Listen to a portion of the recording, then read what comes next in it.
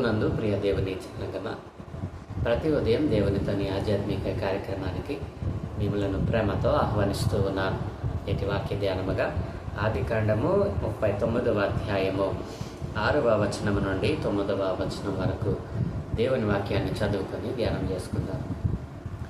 అతడు తనకు కలిగినదంతయు యోసేపు చేతికి అప్పగించి, తాను ఆహారము తినుట తప్ప తనకేమి ఉన్నదో ఏమీ లేదో విచారించిన వాడు కాడు.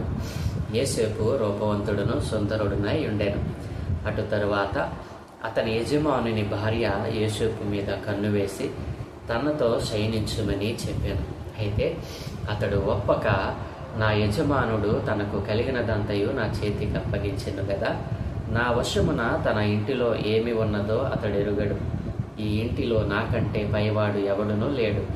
నీవు అతని భార్యవు అయినందున నిన్ను తప్ప మరి దేనిని నాకు అప్పగింపై ఉండలేదు.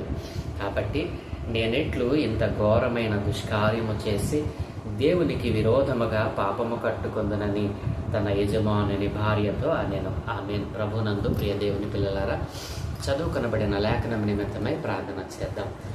సృష్టికర్తవైన మా ప్రియ పరలోకపు తండ్రి, గొప్ప దేవానికి వందనాలయ్య. ఏ మంచి లేని మా జీవితంలో మరొక నూతన దినాన్ని దయచేసినందుకే స్తోత్రాలు తండ్రి. ఈరోజు మేము మీ పరిశుద్ధ లేఖనాలలో నుండి ఆదికాండము 39వ అధ్యాయము 6వ వచనం నుండి 9వ వచనం వరకు మీ లేఖన భాగాన్ని ధ్యానం చేయట కొరకు చదువుకొని ఉండగా, ఈ లేఖన భాగమును మా కొరకు దీవించండి. ఈ లేఖన భాగముల నుండి కొన్ని ఆత్మీయ పాఠాలు మీరే మాకు బోధించి నేర్పించమని యేసయ్య పరిశుద్ధ నామమున ప్రార్థించి వేడుకుంటున్నాము తండ్రి. ఆమేన్. ప్రభునందు ప్రియ దేవుని జనాంగమా, ఆదికాండము 39వ అధ్యాయంలో యోసేపు శ్రమలు, దేవుని యొక్క తోడు, ఈ శీర్షిక ద్వారా మనము కొన్ని ఆత్మీయ పాఠాలు నేర్చుకుంటూ వస్తూ ఉన్నాం.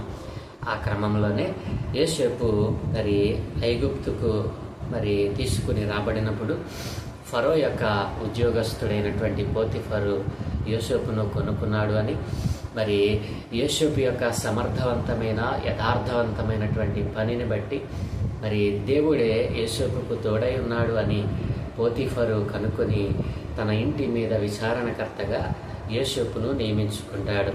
మరి యోసేపు తనకు నియమింపబడిన ప్రతి పనిలో దేవుని యొక్క కనికరమ చొప్పున, దేవుని కృప చేత, దేవుని యొక్క తోడు వలన మరి సమర్థవంతంగా తనకు అప్పగింపబడిన పనులను చేస్తూ ఉండడం మరి తన యజమానుడైనటువంటి పోతిఫరు గమనిస్తూ ఉంటాడు. ఆ కారణాన్ని బట్టి తన ఇంటి అంతటి మీద కూడా యోసేపుకు అధికారం ఇస్తాడు. ఆ కారణాన్ని బట్టి పోతిఫర్ యొక్క మరి ఇంటిని దేవుడు ఆశీర్వదించడం, మరి ఇంటిలోనే కాదు పొలంలోనే కాదు, పోతిఫరు బహుగా ఆశీర్వదించబడడం మరి ఇక్కడ యోసేపును బట్టి మరి మనం చూస్తూ ఉంటాం. ప్రియదేని పిల్లారా, ఆ విధముగా యోసేపు పోతిఫర్ ఇంటిలో ఉంటూ మరి పోతిఫరు ఇంటి మీద విచారణకర్తగా జీవిస్తున్నటువంటి కాలం. ఆ కాలంలో మరి ఏం జరిగింది? 6వ వచనం మనం చూసినట్లయితే, అతడు తనకు కలిగినదంతయు యోసేపు చేతికి అప్పగించి, తాను ఆహారము తినుట తప్ప తనకేమి ఉన్నదో ఏమీ లేదో విచారించిన వాడు కాడు. ప్రియదేని పిల్లరా, ఇక్కడి పోతిఫరు ఏం చేశాడంటే తనకు కలిగిన సమస్తమును కూడా యోసేపు చేతిలో పెట్టాడు. ఎందుకు యోసేపు చేతిలో పెట్టాడు? ఐగుప్తు దేశంలో మరి వేరే దాసులు లేరా, వేరే పురుషులు లేరా, మరి వేరే యవనస్తులు లేరా అని మనం ఆలోచన చేస్తే, అప్పటికి యోసేపు 17 సంవత్సరాల నిండు వయస్సు కలిగిన వాడే ఐగుప్తుకు తీసుకుని రాబడ్డాడు. ఐగుప్తు దేశంలో మరి ఫరో ఎంట దాసునిగా మరి తన జీవితాన్ని వెళ్ళబుస్తూ ఉన్నాడు. నా ప్రియ దేవుని పిల్లలారా, ఇలా తన జీవితంలో 17 సంవత్సరాల కాలంలో ఐగుప్తులో అడుగుపెట్టిన యోసేపు మరి తన యవన కాలాన్ని దాటుకుంటూ యవన జీవితంలో అడుగుపెట్టి తన జీవితాన్ని కొనసాగిస్తున్నటువంటి దినాలు. నా ప్రియ దేవుని పిల్లలారా, ఆ ఐగుప్తు ఇంట ఉన్న కాలంలోనే తన యవ్వన జీవితాన్ని కూడా ఆయన కలిగి ఉన్నాడు అని, మరి ఆ యొక్క వివాహ వయస్సుకు వచ్చి ఉన్నాడని మనం జ్ఞాపకం చేసుకోవచ్చు.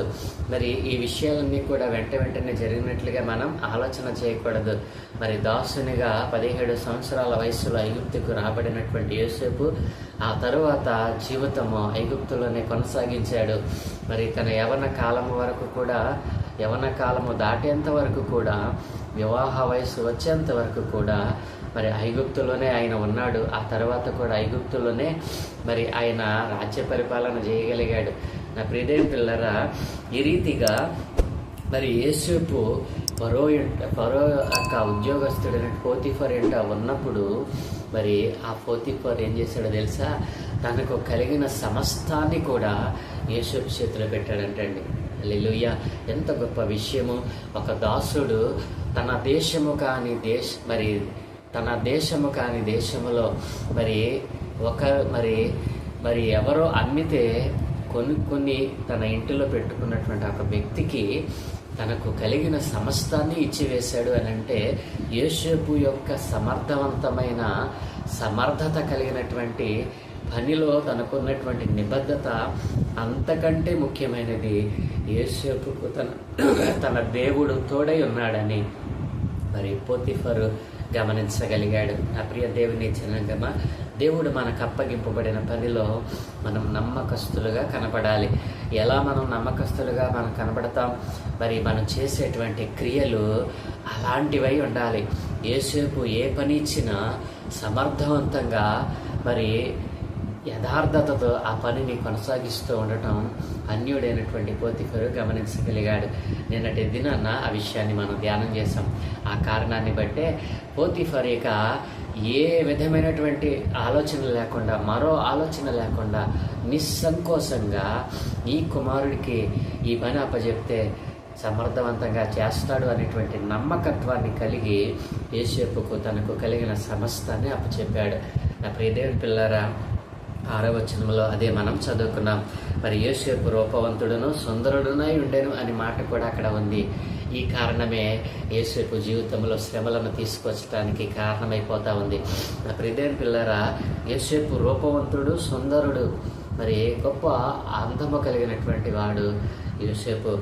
ఆ కారణాన్ని బట్టి 7వ వచనం మనం చూస్తే, అటు తర్వాత అతని యజమానుని భార్య యోసేపు మీద కన్ను వేసి తనతో శయనించుమని చెప్పింది. హల్లెలూయా! నా ప్రియదేవుని పిల్లలారా, రూపవంతుడును సుందరుడునై ఉన్నటువంటి యోసేపు మీద మరి ఆ ఐగుప్తు దేశంలో ఉన్నటువంటి ఎవరు కనబడిందో తెలుసా? మరి ఏ ఇంటిలో తాను విచారణకర్తగా, ఏ ఇంటిలో మరి ఉద్యోగం చేసుకుంటూ ఉన్నాడో ఆ ఇంటి యజమానుని యొక్క భార్య యోసేపు యొక్క అందాన్ని, యోసేపు యొక్క రూపమును చూసి అతనితో మరి మాట్లాడుతూ మరి నాతో పాపం చేయని చెప్పి మరి దినదినము అతనిని మరి శోధిస్తూ వచ్చిందంటండి. టెంప్ట్ చేయటం అంటే టెంప్ట్ అయిపోవడం అని అంటాం. నా ప్రియ దేవుని పిల్లలారా, ఇంగ్లీషులో ఉన్నటువంటి పదానికి ఉన్నటువంటి భయంకరమైనటువంటి పరిస్థితి ఏంటో తెలుసా? ఒక్కసారి టెంప్ట్ అయిపోతే మన జీవితం నరకంలోనికి. నా ప్రియ దేవుని పిల్లలారా, 7వ వచనంలో మనం చూస్తే, అతని యజమానుని భార్య యోసేపు మీద కన్ను వేసి, నా ప్రియ దేవుని పిల్లలు జాగ్రత్తగా ఈ మాటలను గమనించాలి. యోసేపు ఆమె మీద కన్ను వేసి కాదు, తన యజమానుని భార్య అయినటువంటి పోతీఫరు భార్యే యోసేపు మీద కన్ను వేసిందంట. ప్రియ దేవుని పిల్లలు, ఎంత భయంకరమైనటువంటి పరిస్థితి ఈ దినాన్న మనం చూస్తూ ఉన్నాం. మరి చాలా మరి విషయాలలో, చాలా సందర్భాల్లో మనం వింటూ ఉంటాం.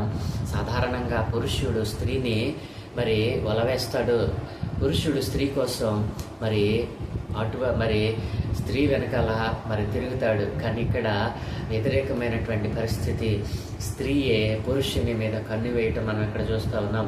యవనస్తుడు, రూపవంతుడు, సుందరుడు అయినటువంటి యోసేపు మీద తన యజమానుని భార్య అయినటువంటి మరి ఆమె కన్ను వేయటం ఎంత భయంకరమైనటువంటి మరి ఆ పాపము, ఎంత భయంకరమైనటువంటి శోధన యోసేపు జీవితంలోకి వచ్చిందండి. ఇదేం పిల్లరా, ఒక స్త్రీ పట్టుబట్టి ఒక పురుషుని సంపాదించుకోవాలనంటే ఆ స్త్రీ ఎంతటికైనా తెగిస్తుంది. కాబట్టి మరి పోతీఫరు భార్య యోసేపు యజమానురాలైనటువంటి ఆమె మరి యోసేపు మీద కన్ను వేసింది అని అంటే ఎంత బలముగా ఆ యొక్క శోధన మరి యోసేపు మీదకి వచ్చిందో. అయితే ప్రియదేని పిల్లారా, మరి దినదినము ఆయనను టెంప్ట్ చేయాలని ఆమె ప్రయత్నించిన తర్వాత వచ్చిన మనం చూస్తే యోసేపు ఎక్కడ కూడా తన యథార్థతను, దేవుని ఎడల భయమును, భక్తిని విడిచిపెట్టలేదండి. ప్రియదేవుని పిల్లలారా, చాలామంది మరి ఈ చూపుల మీదే పడిపోతూ ఉంటారు, చూపులలోనే పడిపోతూ ఉంటారు. నా ప్రియదేవుని పిల్లలారా, మనం చూసినట్లయితే స్త్రీ పురుషులు ఎవరు కూడా మరి ఈ కామవంశ అనేటువంటి దానికి ఎవరూ మినహాయింపు కారు.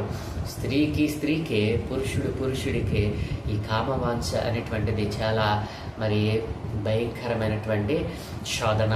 ఇదేని పిల్లలారా, మనం చూసినట్లయితే మరి విశ్వాసులమైనటువంటి మనం, ఇదేని పిల్లరా, విశ్వాస జీవితంలో మనం దేవునితో ఉన్నాము అనుకున్నటువంటి మనం మరి యోబు ఏ రీతిగా తన కన్నులతో నిబంధన చేసుకున్నాడో ఆ రీతిగా మనము నిబంధన చేసుకున్న వారమే ఉండాలి. యోబు జీవితంలో మనం అదే చూడగలం. దినదినము ఆమె అతనిపై కన్ను వేసి అతనిని టెంప్ట్ చేయడానికి ప్రయత్నం చేస్తూ వచ్చిందంటండి ప్రియదేని పిల్లారా. అయితే యోబు భక్తుడు ఏమన్నాడు చూద్దామా? యోబు గ్రంథము 31వ అధ్యాయము 1-2 వచనాలు మనం చూసినట్లయితే, నేను మీతో చెప్పున్నదేమనగా, ఒక స్త్రీని, ప్రియదేని పిల్లరా మనం చూద్దాం ఇక్కడ. మరి ప్రియదేని పిల్లరా, యోబు 31వ అధ్యాయము 1-2 వచనాల్లో వ్రాయబడినటువంటి మాటను నేను ఇక్కడ చదువుతూ ఉన్నాను. నేను నా కన్నులతో నిబంధన చేసుకొంటిని, కన్యకను నేను ఎలాగూ చూచుదును, అలాగూ చూసిన ఎడల పరమనున్న దేవుని ఆజ్ఞ ఏమగును, ఉన్నత స్థలమునున్న సర్వశక్తిని స్వాస్థ్యము ఏమగును. మనము సర్వశక్తిని యొక్క స్వాస్థ్యము అని, మరి ఆయన యొక్క ఆజ్ఞలను పాటించేవారమని మనము మన జీవితంలో గుర్తించుకోకపోతే మన కన్నులు చేసేటువంటి కామపూరితమైనటువంటి ఆశలకు మనం లోబడిపోతాం. నా ప్రియదేని పిల్లలు, అయితే యోబు భక్తుడు ఏమంటున్నాడుగా తెలుసా? నా కన్నులతో నేను నిబంధన చేసుకున్నాను. మరి నా కన్నులతో, అట్లాంటి కన్నులతో నేను కన్యకను ఎలా చూస్తాను, మరి దేవుని ఆజ్ఞను ఎలా మీరగలను, ఆయన స్వాస్థ్యమైన నేను ఆ ఘోరమైన పాపమును ఎలా చేస్తాను అని యోబు భక్తుడు తన కన్నులతో నిబంధన చేసుకున్నాడంటే అండి.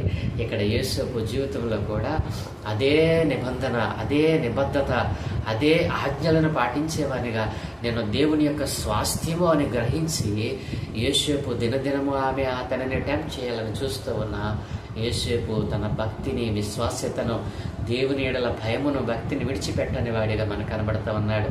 ఎంత గొప్ప నిబద్ధత అండి. మరి అన్ని పరిస్థితులకు, అన్ని పాపములకు మూల కారణం చూపే. ఇదేం పిల్లలు, మొదట మన దేహంలోనికి పాపము చూపు ద్వారా ఎంటర్ అవుతుంది.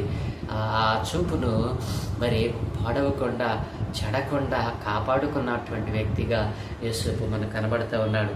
అలాగనే యేసు ప్రభు వారు అన్నారు కదా, మత్తయి సువార్త 5:28-29 వచనంలో, మరి నేను మీతో చెప్పినదేమనగా, ఒక స్త్రీలైతే పురుషుడిని, పురుషుడైతే స్త్రీని మోహపు చూపుతో చూసి ప్రతివాడు అప్పుడే తన హృదయమందు ఆమెతో వ్యభిచారము చేసిన వాడు అవుతాడు. ఇదేం పిల్లరా, రూపవంతుడైనటువంటి యోసేపు, సుందరుడైనటువంటి యోసేపు ఆమె తనను టెంప్ట్ చేస్తున్నప్పుడు టెంప్ట్ అవ్వడానికి అవకాశం చాలా ఉంది. ఎందుకంటే వయసులో ఉన్నాడు. మరి తనను టెంప్ట్ చేయగలిగింది అని అంటే ఆ వయస్సుకు వచ్చిన వాడిగా యోసేపుని మనం ఇక్కడ జ్ఞాపకం చేసుకోవచ్చు. ఇదేం పిల్లరా, వయసుకు వచ్చిన వాడు టెంప్ట్ చేయటానికి, పాపం చేయటానికి వయస్సు కలిగినటువంటి యోసేపు ఆమె యొక్క మాటలకు, ఆమె చూపులకు పడిపోలేదు, ఆమె మాటలకు లోపడిపోలేదు. నా ప్రియదేని పిల్లల సామెత గ్రంథంలో ఉంటుంది, ఆమె తీయని మాటలకు ఒకవేళ నువ్వు మరి పడిపోతావేమో జాగ్రత్త, మరి ఆ యొక్క పాప కోపంలోనికి వెళ్ళిపోతావు, నరకములకు వెళ్ళిపోతావు జాగ్రత్త అని ఆ యవనుని మరి దేవుడు గద్దించినట్లుగా ఇక్కడ దేవుని యందు భయభక్తులు కలిగినటువంటి యోసేపు తనను తాను తగ్గించుకొని తన కంటిని మరి నిబంధన చేసుకుని మరి ప్రతిదినము కూడా టెంప్ట్ చేస్తున్నటువంటి యజమానురాలికి తాను లోబడకుండా తాను కాపాడుకోగలిగాడు. దేవుని యొక్క కృపా కనికరములు యోసేపు ఉన్న కారణాన్ని బట్టి తన మరి తాను చేసుకున్న నిబంధనను బట్టి దేవుని యొక్క స్వాస్థ్యమును గుర్తించి యేసేపు మరి నిబద్ధత కలిగిన వాడికి ఇక్కడ మనం చూస్తూ ఉన్నాం.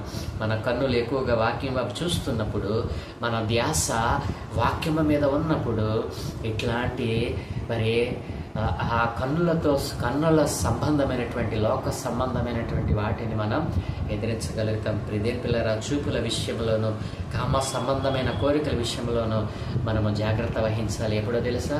మన కన్నులు వాక్యము వైపు చూచినప్పుడు, మన కన్నులు వాక్యము మీద ధ్యాస ఉంచినప్పుడు ఈ పనిని మనం చేయగలం. ఆ పనిని యేసేపు చేయగలిగాడు. ఇక 9వ మరి ప్రియదేని పిల్లరా, మరి 8వ వచనం మనం చూసినట్లయితే, 8వ వచనం, అయితే అతడు ఒప్పక. ప్రియదేని పిల్లరా, ఎంత చక్కని మాట! ప్రతిదినము టెంప్ట్ చేయడానికి చూస్తున్నటువంటి యజమానురాలి మాట యేసేపు ఒప్పుకొనలేదు. ప్రియదేని పిల్లరా, ఎంత మరి గొప్ప అవకాశము యేసేపుకు వచ్చిందో. మరి ఇంటిలో ఎవరు ఉండరు. విచారణకర్త అంటే ఇక తనకంటే మరి పైవాడు ఎవరు కూడా లేడు. మరి తన యజమానుడు పోతిఫరు అంత బాధ్యతను యేసేపుకు అప్పగించాడు. ఆయన అనేటువంటి మాటని ఇక్కడ మనం చూద్దాం 8వ వచనంలో. అయితే అతడు ఒప్పక, నా యజమానుడు తనకు కలిగినదంతయు నా చేతికి అప్పగించెను కదా, నా వశమున తన ఇంటిలో ఏమి ఉన్నదో అతడు ఎరుగడు. ఈ ఇంటిలో నాకంటే పైవాడు ఎవడనూ లేడు అని తన యజమానురాలతో చెప్పడం మనం చూస్తూ ఉన్నాం. ఇదేం పిల్లరా, తన యొక్క అధికారం ఏమిటో ఇక్కడ తన యజమానురాలైనటువంటి ఆమెతో చెప్పడం మనం చూస్తూ ఉన్నాం. నా యజమానుడు నన్ను నమ్మి ఈ పని అప్పచెప్పాడమ్మా, ఈ పనిలో మరి నేను సమర్థవంతంగా చేస్తున్నానని నాకు అప్పచెప్పాడు. ఇంటిలో మరి తనకు కలిగినది సమస్తము కూడా నాకు అప్పచెప్పాడు. ఇక నాకంటే పైవాడు ఎవడనూ లేడు. మరి నాకు ఎంత అధికారం ఉంది, అయినా ఈ దుష్కార్యం చేయటానికి నేను ఒప్పను, నేను సరిపోను అంటాడు కదా. నీవు అతని భార్యవైనందున, 9వ వచనం, నీవు అతని భార్యవైనందున నిన్ను తప్ప మరి దేనిని నాకు అప్పగింపక ఉండలేదు. నా యజమానురాలా తల్లి, నిన్ను తప్ప నీవు నా యజమానుని భార్యవు, నీవు నా యజమానునికి సొంతము, నీవు నా యజమానుని యొక్క స్వాస్థ్యము. నిన్ను తప్ప ఈ ఇంటిలో తనకు కలిగిన దేనిని కూడా నాకు అప్పగింపై ఉండలేదు అని తన యజమానురాలతో చెప్తా ఉన్నాడు. ఎవరితో? కామతప్తులైనటువంటి కామ కోరికతో తన దేహాన్ని మనస్సును పాడు చేసుకున్నటువంటి వ్యక్తితో మరి యేసేపు చెప్తా ఉన్నాడు కదా. ఇదేం పిల్లారా, నిన్ను తప్ప నీవు అతని భార్యవైనందున నిన్ను తప్ప మరి దేనిని నాకు అప్పగింపక ఉండలేదు. కాబట్టి నేనెట్లు ఇంత ఘోరమైన దుష్కార్యము చేసి నా దేవునికి విరోధముగా పాపము కొట్టుకొందునని తన యజమానుని భార్యతో నేను. ఎంత గొప్ప శ్రేష్టమైన మాట అండి. ఇదేం పిల్లారా, గదిలో ఉన్నారు, ఒంటరిగా ఉన్నారు, ఇద్దరే ఉన్నారు. ఆ సమయము ఎంత మరి సాతానుకు అనుకూలమైనటువంటి సమయం. సాతాను యజమానుని భార్యలో ఉండి ఎంత బలమైనటువంటి కార్యం చేయాలని ప్రయత్నం చేస్తూ ఉందో. అప్పుడు ఇదేం పిల్లరా, మరి యేసేపు మరి పోతిఫరి భార్య ఇద్దరు ఒంటరిగా గదిలో ఉన్నారు. మరి గదిలో సంభాషణ జరుగుతూ ఉంది.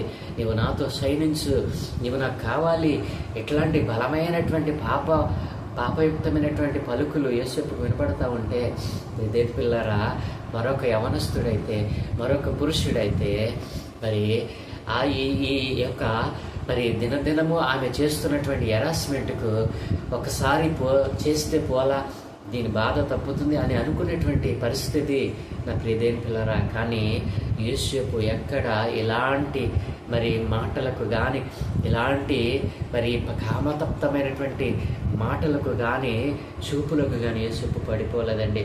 వెంటనే ఎవరిని తన దగ్గరకు తీసుకుని వచ్చాడో తెలుసా? ప్రియదేని పిల్లరా, ఇద్దరే ఆ గదిలో ఉన్నారు. వారిద్దరి మధ్యకు యేసేపు ఎవరిని దించాడో తెలుసా? పరలోకమందున్నటువంటి దేవుణ్ణి దించి అంటున్నాడు కదా. ప్రియదేని పిల్లరా, చూడండి, నేనెట్లు ఇంత ఘోరమైన దుష్కారము చేసి దేవునికి విరోధముగా పాపము కట్టుకొందునని తన యజమానుని భార్యతో అన్నాడు. అంటే వారిద్దరి మధ్యలోకి, పాపము చేయటానికి ప్రేరేపిస్తున్నటువంటి ఆ దుష్టురాలి యొక్క మధ్యలోనికి, వారిద్దరి మధ్యలోనికి యేసేపు ఎవరిని దించాడో తెలుసండి? సర్వశక్తి కలిగిన యేసు ప్రభుల వారిని, సర్వశక్తి కలిగిన దేవుణ్ణి మరి మధ్యకు దించాడు.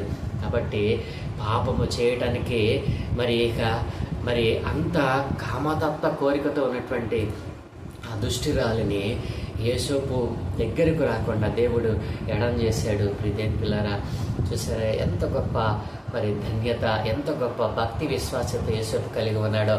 పాపము చేయడానికి ప్రేరేపిస్తున్నటువంటి ఆమె మధ్యలోనికి మరి తన ముందుకు దేవుణ్ణి ఆహ్వానించాడు, దేవుణ్ణి ముందు పెట్టుకున్నాడు. ఆ కారణాన్ని బట్టి ఆ క్షణంలో ఆ యొక్క మరి పరిస్థితి నుండి యేసోపు తప్పించబడ్డాడు. ఎంత చక్కని మాట అండి! ఎంత దుష్కార్యము, ఎంత ఘోరమైన దుష్కార్యము చేసి నా దేవునికి నేను ఎట్లు మరి పాపం చేసిన వాడిగా అయిపోతాను, నో అన్నాడండి. ప్రియమైన పిల్లరా, ఈరోజు ఎవరైనా చెప్పగలరా? ఎంత అవకాశం వచ్చిందో ఆయన దేవుణ్ణి ముందు పెట్టి ఆ పాపమును జయించగలిగాడు. తాను దేవుని యొక్క స్వాస్థ్యమని గ్రహించాడు, దేవుని ఆజ్ఞలను పాటించాలి అని గుర్తు చేసుకున్నాడు యేసోపు. ఆ కారణాన్ని బట్టి అంత ఘోర పాపము నుండి తప్పించబడ్డాడు. నా ప్రియ దేవుని విశ్వాసులారా, యవన బిడ్డలారా, మరి యవన వయస్సులో నీవు దేవునికి మరి సమర్పించుకున్నవానిగా ఆయన స్వాస్థ్యమని నువ్వు గ్రహిస్తూ ఉన్నావా? ఆయన ఆజ్ఞలను పాటించటానికే ఆయన నిన్ను ఈ భూమి మీద రూపించుకున్నాడని నీవు గ్రహించి ఉన్నవా? ఆయనని నీ పట్ల తన చిత్తాన్ని మరి నీ ద్వారా తన చిత్తాన్ని నెరవేర్చుకోవాలని ఆశపడుతూ ఉన్నాడని విశ్వాసులైన మీరు గమనించి ఉన్నారా? యేసోపు లాంటి భక్తి విశ్వాస్యత కామతప్తమైనటువంటి పరిస్థితుల గుండా, మరి వ్యభిచారం చేయగలిగినటువంటి, జారత్వం చేయగలిగినటువంటి పరిస్థితుల గుండా కూడా యేసోపు దేవునిని ముందు పెట్టుకొని ఆ పరిస్థితులన్నింటినీ జయించగలిగాడు. మరి నీకు ఎదురవుతున్నటువంటి ఆ పరిస్థితుల నుండి, వ్యభిచారపు తలంపుల నుండి, జారత్వము నుండి నువ్వు బారిపోగలుగుతున్నావా? దేవుణ్ణి ముందు పెట్టుకుని నీ విశ్వాస జీవితంలో పయనిస్తూ ఉన్నావా? ఎలా నీ విశ్వాస జీవితం పయనిస్తూ ఉంది? మరొకసారి జ్ఞాపకం చేసుకో. యేసోపును జ్ఞాపకం చేసుకుని యేసోపు జీవితంలో దేవుణ్ణి ఎలా ముందు పెట్టుకుని మరి ముందుకు కొనసాగాడు, అలాగున నీవు కూడా కొనసాగాలని ఆశపడుతూ ఉన్నావా? నాతో కలిసి చిన్న ప్రార్థన చేయి. సకల ఆశీర్వాదములకు కారణభూతులైన తండ్రి, మా మంచి దేవ, వందనాలయ్యా.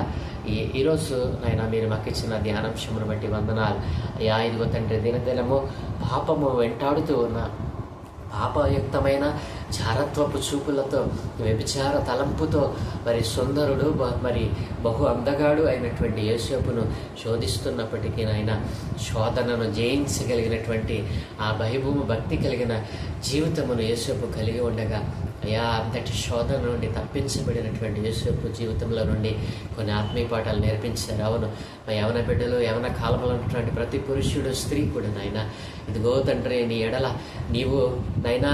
నీవు వారిని స్వాస్థ్యముగా ఏర్పాటు చేసుకున్నవారి, నీ ఆజ్ఞలు పాటించే వారికి యోగ భక్తుడు ఎలాగున తన కన్నులతో నిబంధన చేసుకున్నాడో అలాంటి నిబంధన చేసుకున్న ప్రజలుగా నాయన మిమ్మల్ని ఆరాధించే వారిని లేపమని ఈ రోజున ఎవరైతే ఈ వ్యభిచారము, జారత్వము, కామతత్వపు తలంపులతో పాడైపోతూ ఉన్నారో వారి మనస్సులను, వారి ఆలోచనలను ఇప్పుడేనైనా నీ వాక్యము ద్వారా శుద్ధి చేసి అయ్యా, నీ వాక్యమును సెలవిచ్చినట్లు యోగ భక్తుడు నిబంధన చేసుకున్నట్లుగా అయ్యా, ఇదిగో తండ్రి, ప్రతి యవనుడు, ప్రతి యవన స్త్రీ నాయన నీకు నిబంధన చేసుకున్న వారి, కన్నులతో నిబంధన చేసుకున్న వారి మీకు ఉపయోగపడే పాత్రలుగా వారు మారినట్లు సహాయం దయచేయమని నాయన ఇదిగో తండ్రి, ఉదయ కాలం ముందు ప్రతి యవన పురుషుని, స్త్రీని నాయన మీ చేతులకు అప్పగిస్తూ అయ్యా, ఇదిగో నీ రక్షణ స్వార్థను, నీ నామమును ప్రకటించేవారిగా వారిని మార్చమని పాడైపోతున్నటువంటి లోకములో అయ్యా, ఇదిగో తండ్రి, జారత్వము, వ్యభిచారముతో పట్టబడిన వారిని నీ చేతులకు అప్పగిస్తూ వారిని కూడా నైనా రక్షించి నీ రాజ్య స్వార్థ కొరకు వారిని నైనా ఒక పాత్రలుగా వాడుకోనమని ఈ దినమే చేపలన్నింటినీ మీ కనుదృష్టి ఉంచి నీ దూతల కాపుదలను గ్రహించి మీరే మహిమ పొందుకోమని యేసయ్య పరిశుద్ధ నామమున ప్రార్థించి వేడుకుంటూ ఉన్నాము తండ్రి. ఆమేన్, ఆమేన్, ఆమేన్.